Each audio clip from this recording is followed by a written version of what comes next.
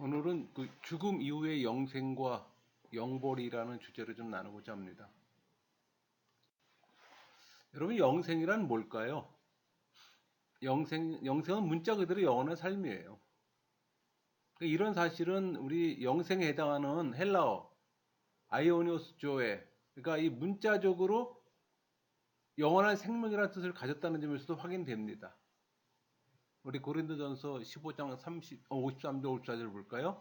이 썩을 것이 반드시 썩지 아니할 것을 입겠고 이 죽을 것이 죽지 아니함을 입으리로다. 이 썩을 것이 썩지 아니함을 입고 이 죽을 것이 죽지 아니함을 입을 때에는 사망을 삼키고 이기리라고 기록된 말씀이 이루어지리라. 그러나 죽음과 반대되는 이 개념, 이 영생은 보통 사람들이 생각하는 영원 불멸 이상의 의미를 또 지닙니다. 그러니까 영생은 예수 그리스도의 믿음으로 또 하나님과의 새로운 생명의 관계에 들어가는 걸 또 의미해요.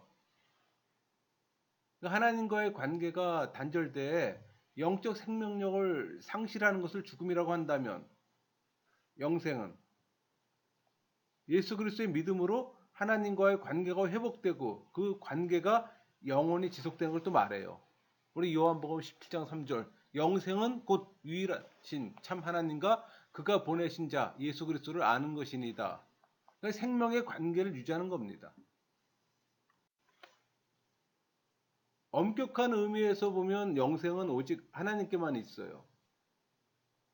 모든 피조물은 창조 이전 없었을 때가 있었지만 하나님께서는 영원 전부터 영원까지 계시는 분이시기 때문에 그래서 사도 바울은 오직 하나님에게만 우리 디모데전서 6장 16절 오직 그에게만 죽지 아니함이 있고라고 증거합니다. 그러니까 창조주 하나님만이 영원히 사세요. 그러니까 하나님은 생명 그 자체이시며 이 세상의 모든 생명은 오직 하나님께 의존해 그 생명을 유지하고 있을 뿐이에요. 이 세상의 모든 피조물은 생명이 있으나 그 생명은 오직 하나님께 달려있고 또 스스로 계신 하나님은 그 생명에 있어서 전혀 다른 존재를 의존치 않으시는 또 본래적이며 또 필연적인 분이시잖아요. 그러므로 엄격한 의미에서 이 영원한 생명은 오직 하나님께만 있다고 말하는 겁니다. 영원한 생명 그 자체이신 하나님의 주권적인 섭리로 이 창조 이 피조물 가운데 영생하는 것들도 있지만 시작이 없이 영원 전부터 계신 이 창조주 하나님만이 절대적으로 영생하신 분입니다. 그래서 우리는 절대 영생하시는 하나님을 유일한 또 주님으로 모시며 또 찬양해야 하는 겁니다.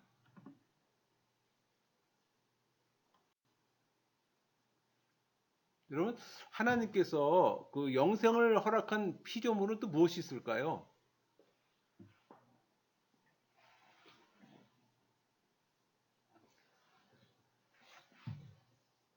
두 가지로 볼 수 있습니다. 사람 이전에 그 순수한 영적 존재로서의 창조된 천사들과 하나님의 형상으로 창조된 사람이에요.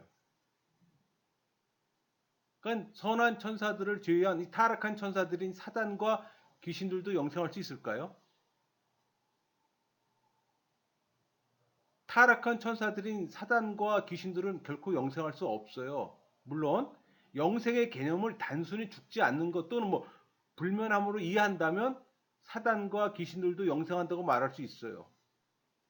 왜냐하면 영적 존재인 사단과 귀신은 영원히 멸절되지 않기 때문에.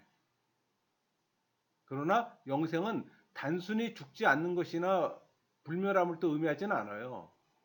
영생은 지극히 복된 상태에서 영원한 삶을 누리는 걸 또 의미합니다.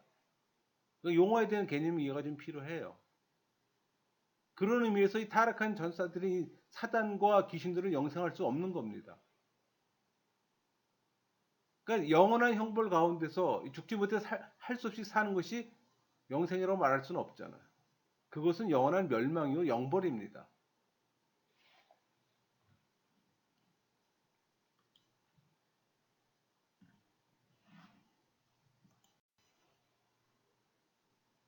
그렇다면 이 타락한 천사들인 사단과 귀신들이 영생을 상실하는 이유는 뭘까요? 그러니까 한마디로 말해서 생명의 원천이신 하나님 말씀에 불순종함으로써 그 하나님과의 생명적 관계가 깨졌기 때문입니다. 그 천사들 가운데 일부가 또 교만해서 하나님께 반역했잖아. 스스로 자기 위치에서 벗어나서 범죄했어요. 그게 우리 이사야 14장 13절 14절 에스겔 28장 17절에 잘 언급되어 있습니다. 내가 내 마음에 이르기를 내가 하늘에 올라 하늘의 목별 위에 내 자리를 높이리라. 내가 북극 지폐의 산 위에 앉으리라. 가장 높은 구름이 올라가 지극히 높은 이가 같아지리라 하는도다. 내가 아름다움으로 마음이 교만하였으며 내가 영화로우며 내 지혜를 더럽혔음이라. 내가 너를 땅에 던져 왕들 앞에 두어 그들의 구경거리가 되게 하였도다. 또 그 결과 이 타락한 천사들은 또 영생을 상실한 겁니다.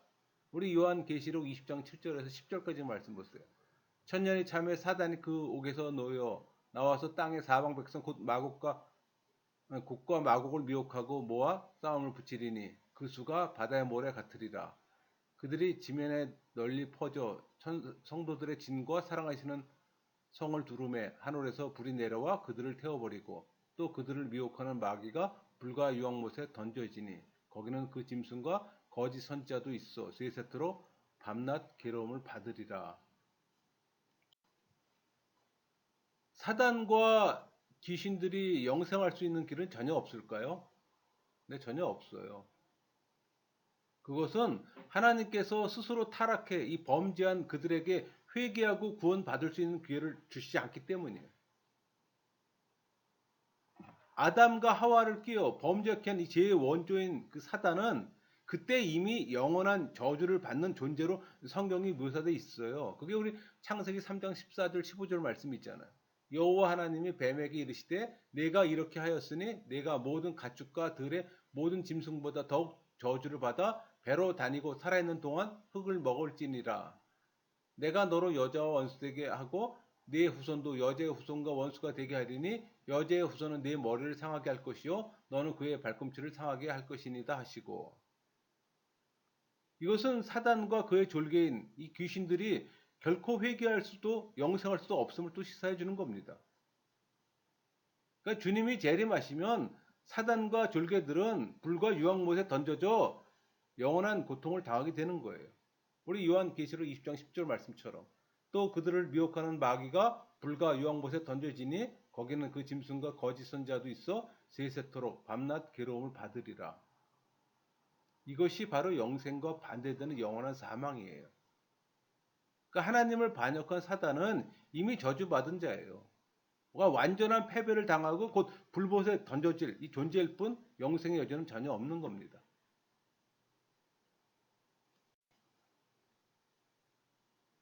하나님의 형상대로 창조된 사람은 스스로 영생할 수 있을까요? 아담과 하와가 범죄하기 이전 인간은 스스로 영생할 존재였어요. 그것은 하나님께서 인간을 영생할 수 있는 존재로 창조하셨기 때문에. 그러나 사단은 사단의 유혹을 받아 또 언약을 어겨 범죄함으로 또 영생을 상실했어요. 그 결과 원치 않는 또 죽음을 경험해야만 하게 됐고, 우리 로마서 5장 12절 그러므로 한 사람으로 말미암아 죄가 세상에 들어오고 죄로 말미암아 사망이 들어왔나니 이와 같이 모든 사람이 죄를 지었으므로 사망이 모든 사람에게 이르렀느니라. 타락해 범죄한 사람도 타락한 천사들과 마찬가지로 영생할 수 있는 길은 없을까요? 사람은 타락한 천사들과 마찬가지로 하나님의 범죄에 순종치 않고 범죄함으로 또 하나님으로부터 저주를 받았어요. 그 사람은 범죄의 결과 여자는 수고하며 자식을 낳고 남자는 땀 흘려 땅의 소산을 먹게 되었잖아요. 그러니까 육체의 죽음을 당하게 되는 저주를 받게 된 겁니다. 그러나 하나님께서는 이 범죄한 인간을 저주하되 영원한 저주를 하시지는 않았어요. 하나님은 인간의 범죄 직후 그리스도를 통한 구속의 법을 세우사 구원의 길, 곧 용서의 길을 열어주신 거예요. 그리고 이것은 우리 고린도전서 15장 3절, 4절 볼까요? 그리스도께서 우리 죄를 위하여 죽으시고 장사 지낸 바 되셨다가 성경대로 사흘 만에 다시 살아나사 이렇게 온전히 이루어진 겁니다. 그러니까 인간은 범죄함으로 창조 당시에 이 주어진 원시적인 영생은 상실했지만 하나님의 은혜와 예수 그리스도의 대속 사역으로 말미암아 다시금 또 영생의 기회를 얻게 된 겁니다.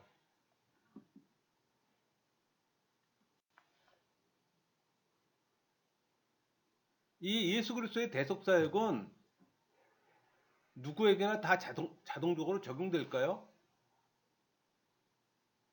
예수 그리스도의 대속 효력은 무한에 미치지 못할 것이 없어요. 그러나 그 효력은 자동적으로 미치는 것이 아니라 예수의 믿음으로 믿는 자들에게만 적용됩니다. 그러므로 성경은 우리 요한복음 1장 12절, 13절 영접하는 자, 곧 그 이름을 믿는 자들에게는 하나님의 자녀가 되는 권세를 주셨으니 이는 혈통으로나 육종으로나 사람의 뜻으로 나지 아니하고 오직 하나님께로부터 난 자들이니라. 이렇게 말했습니다. 또 우리 요한복음 3장 16절에 하나님이 세상을 이처럼 사랑하사 독생자를 주셨으니 이는 그를 믿는 자마다 멸망하지 않고 영생을 얻게 하려 하심이라고 했습니다. 또 예수님께서도 이에 대해 자주 가르쳤어요. 그게 우리 마태복음 7장 13절 14절에 좁은 문으로 들어가라. 멸망으로 인도하는 문은 크고 그 길이 넓어 그 길로 들어가는 자가 많고 생명으로 인도하는 문은 좁고 길이 협착하여 찾는 자가 적음이라. 이 외에도 뭐 예수님께서는 곡식과 가라지 비유, 뭐 거지 나사로와 부자 비유, 또 양과 염소 비유, 또 열처녀의 비유 이런 걸 통해서 사람이면 누구나 다 영생을 누리는 것이 아니라 멸망하는 자도 있음을 또 명백하게 또 가르쳐주고 있어요.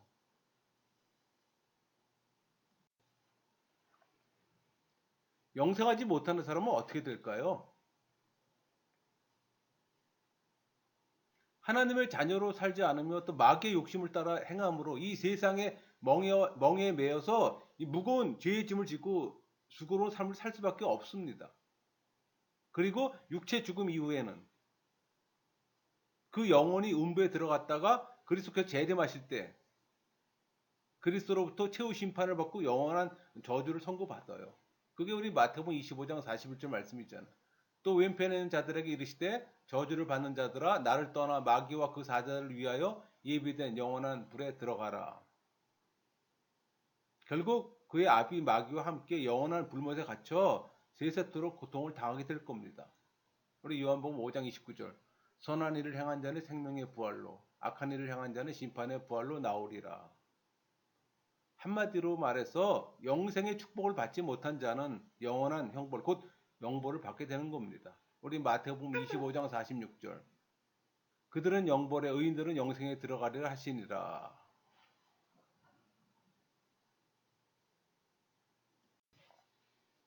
여러분 불신자가 영원한 형벌을 당하게 되는 이유가 있어요.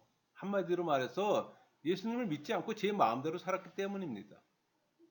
혹시 뭐 복음을 듣지 못해 그리스도를 믿지 못했다고 변명할 수 있겠지만 그도 자기 양심의 호소를 저버리고 제 멋대로 산 것을 핑계할 수는 없어요.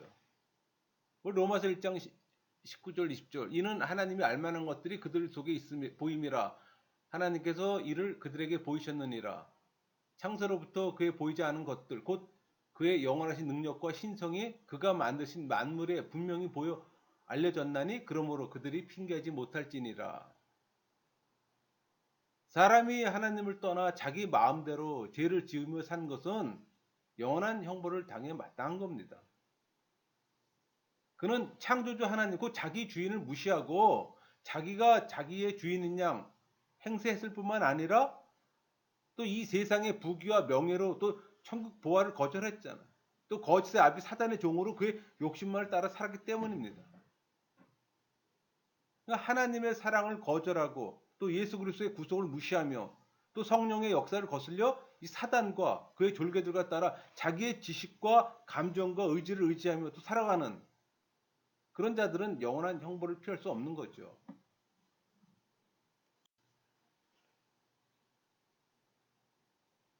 혹시 죽은 사람의 영혼은 소멸되는 것이 아닐까 생각하는 사람이 있어요. 그러니까 어떤 애는 죽으면 모든 것의 끝이며 육체가 썩어서 흙이 되듯이 이 사람의 영혼도 없어진다고 생각해요. 그러니까 이들은 인간의 영혼과 육체로 구성되어 있다는 사실을 거부하고 오히려 인간의 육체와 영혼을 동일한 실체로 봄으로써 육체의 기능이 정지할 때 영혼도 더 이상 존재하지 않는다고 생각하는 겁니다. 뭐 자유주의자들이 대표적이겠죠. 그러나 사실은 그렇지 않아요. 죽음은 결코 영혼의 소멸을 의미하는 게 아니에요. 죽음이란 육체에서 영혼이 분리되는 걸 말하는 겁니다. 이때 이 신앙인의 영혼은 완전히 거룩하게 돼 천국에서 영원한 은혜와 축복을 맛보게 되지만 반대로 불신자의 영혼은 영원한 지옥에서 고통받게 되는 겁니다. 죽은 사람의 영혼은 결코 소멸되지 않아요. 오히려 천국에서든 지옥에서든 영원히 살아남게 됩니다. 우리 마태복음 25장 46절. 그들은 영벌에 의인들은 영생에 들어가리라 하시니라. 분명하게 증거하잖아요. 이것이 바로 구원의 진리와 영혼의 신비를 보여주는 성경에 흐르는 일관된 가르침이에요. 여러분, 그 영혼이 소멸되지 않는다는 성경의 증거는 많아요. 그 진리의 말씀인 성경에 죽은 사람의 영혼이 소멸되지 않음을 보여주는 증거가 많다는 얘기입니다. 이런 진리를 잘 보여주는 대표적인 것은 예수님께서 가르쳐 주신 그 거지 그 나사로와 부자에 관한 비유입니다. 이 비유에서 나사로는 죽어서 이 아브라함의 품, 곧 낙원에 가고 부자는 죽어서 음부에 갑니다. 특히 이 음부에 떨어진 이 부자의 호소는 죽음이 곧 영혼의 소멸이 아님을 또 분명히 보여줬습니다. 그는 아브라함도 나사로도 분명히 알아보았어요. 그는 음부의 고통에서 고민했을 뿐만 아니라 특히 이 세상에 사는 자기 가족들의 영혼을 위해 고민하면서 간과하는 모습을 볼 수가 있습니다. 비유가 보여주는 바와 같이 이 죽은 사람의 영혼은 결코 소멸되지 않아요. 따라서 신앙인은 왜 자신이 낙원에 들어왔는지 그 이유를 분명히 알 것이고 불신자 또한 자기가 왜 음부에 떨어졌는지 그 이유를 분명히 알게 될 겁니다.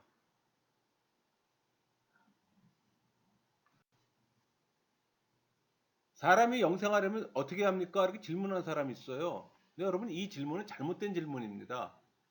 왜냐하면 근본적으로 사람은 자기의 영생을 위해 무엇을 할 수 있는 능력이 전혀 없는 영적으로 아주 무능력한 존재예요. 영생은 전적으로 하나님의 영역입니다. 그러니까 영생을 위해 사람이 할 일은 아무것도 없어요. 이것에 궁금해했던 그 니고데모가 예수님께 질문하잖아요. 그것 때문에 질문했던 겁니다.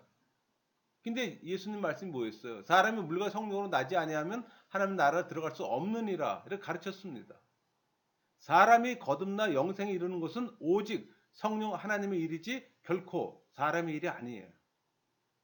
사람은 그저 성령의 거듭나게 하시는 역사를 체험하고 믿으면 영생하게 되는 거예요. 그러니까 소중한 생명을 영원토록 누릴 수 있는 은혜를 주신 주님을 찬양할 수밖에 없는 겁니다. 여러분 성령 세례 받았습니까? 그럼 여러분 입에서 저절로 찬양이 나올 수밖에 없어요. 영생을 또 부인하는 사상도 있어요. 그러니까 하나님의 창조 사역을 이 부인하고 이 만물의 근본적인 실제가 물질이라고 주장하는 유물론입니다. 그러니까 유물론자들은 사람이 진화해 고등동물이 되었으므로 사람은 본질상 다른 생물과 다르지 않다고 주장하는 거예요. 말도 안 되는 얘기죠. 이들은 영혼을 단순히 물질과 관련된 어떤 두뇌 활동의 소산으로 보는 거예요. 그러니까 물질의 작용에 따라 정신이 좌우된다고 생각하기에 영생을 전면적으로 부인하는 겁니다. 그러니까 유물론자들은 이 물질로 이루어진 육체가 죽음으로 소멸되면 이 두뇌가 활동을 멈추게 되고 영혼이 소멸된다고 주장하는 거예요.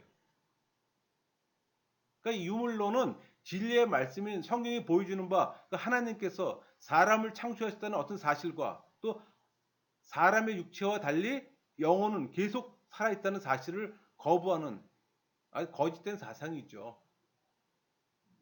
들을 가치도 없는. 과연 영생에 대한 바른 진리를 알려면 어떻게 할까요? 제일 중요하잖아. 먼저 성령으로 거듭나 영적 진리를 분별할 수 있는 이 영적 안목을 가져야만 이 영생에 대한 진리를 바르게 알 수가 있어요, 여러분.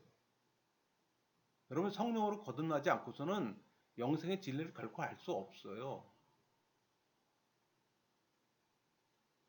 그리고 성령의 감동으로 쓰여진 성경을 봐야 또 알 수가 있는 겁니다. 성경을 보지 않는데 어떻게 알 수 있겠습니까? 성경 자체가 진리의 말씀인데 진리를 보지 않는데 어떻게 진리를 볼 수 있겠어요? 성령으로 거듭난 신앙인이 영적 진리를 기록한 성경을 볼 때 영생의 진리를 바로 알게 되는 거예요.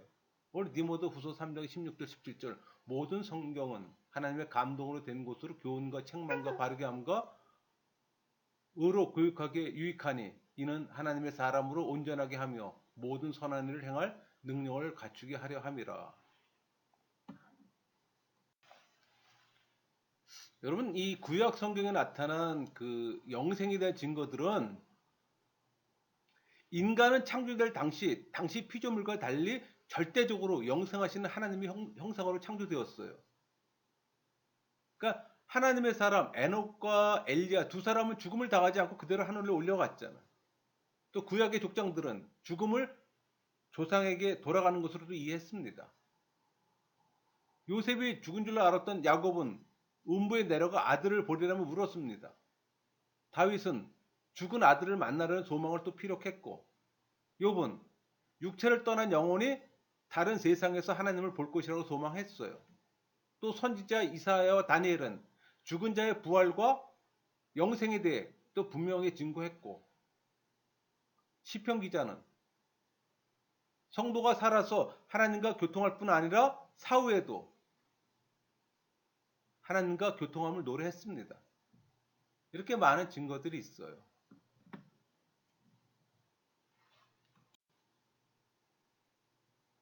여러분 또 영생에 대한 신약 성경의 증거가 또 있습니다. 신약 성경은 죽은 다음에 영혼이 계속 남아 있음을 분명하게 또 증거하고 있어요.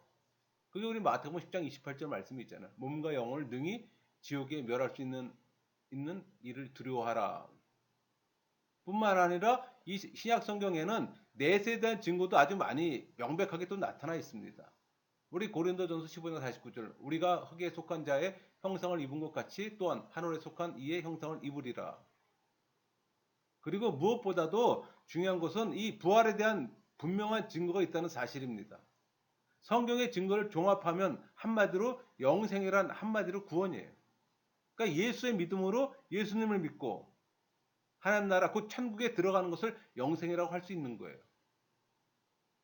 그러니까 우리는 예수님의 증거대로 생명과 부활 되시는 예수님을 믿음으로 말미암아 죽어도 사는 것이요 영원히 죽지 아니하는 영생을 얻을 수가 있는 겁니다. 우리 요한복음 11장 25절 26절 예수께서 이르시되 나는 부활이요 생명이니 나를 믿는 자는 죽어도 살겠고 무릇 살아서 나를 믿는 자는 영원히 죽지 아니하리니 이것을 내가 믿느냐.